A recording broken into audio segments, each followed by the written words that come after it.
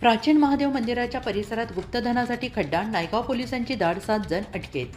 नांदेड जिल्ह्यातील नायगाव तालुका येथील गडगाव शिवारात गुप्तधनाच्या शोधात असलेल्या टोळीला पोलिसांनी रंगेहात अटक केली आहे. प्राचीन महादेव मंदिराच्या परिसरात 7 जणांची टोळी गुप्तधनासाठी खड्डा खोदत असल्याची माहिती पोलिसांना मिळाली होती आणि या माहितीच्या आधारे नायगाव पोलीस ठाणे यांच्या पथकाने तात्काळ धाड टाकली. कारवाई दरम्यान 7 जणांना घटनास्थळावरून अटक करण्यात आली. आरोपींकडून एक कार तसेच इतर साहित्य जप्त करण्यात आले आहे आणि या प्रकरणी पोलिसांनी जादूटोणा प्रतिबंधक कायद्यानुसार गुन्हा दाखल केला आहे. विशेष म्हणजे या टोळीत एका महिलेचा समावेश असून काही आरोपी तेलंगणा राज्यातील असल्याची माहिती पोलिसांनी दिली आहे. पुढील तपास सुरू आहे. रिपब्लिक महाराष्ट्र न्यूज लाईव्हसह नांदेड जिल्हा उपसंपादक संतोष सोमासे. 27 आणि 28च्या मध्यरात्री आम्हाला गोपनीय माहितीकाराकडून माहिती मिळाली होती की नायगाव तालुक्यातील गडगा या गावाजवळ काही जण गुप्तधन काढण्यासाठी येणार आहेत.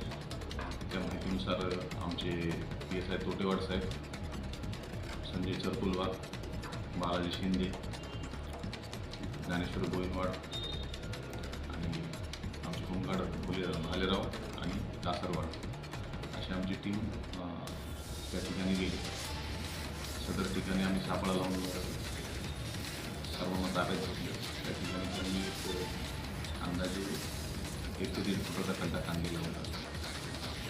पूजेचं सामान काढले वगैरे पूजेचं सामान पडलेलं होतं आणि त्या ठिकाणी 6 जण आम्हाला ताब्यात मिळाले. 1 जण नंतर मग त्यांच्यातलं आम्हाला मिळून आला. त्यांना आम्ही सगळ्यांना ताब्यात घेतलं आणि त्यांच्याकडे आम्ही चौकशी केली. मी त्याच्यासाठी आलो होतो म्हणून.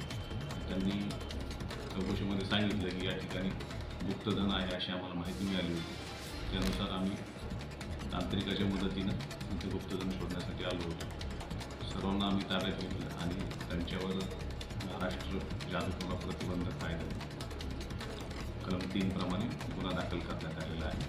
सदर गुन्ह्याचा तपास PSI तोटेवाड साहेब करत आहे. काही साहित्य त्या ठिकाणी तेथील पूजेचं साहित्य, पांढरं कापड होतं, एक ड्रम होता आणि गाडी होती त्यांनी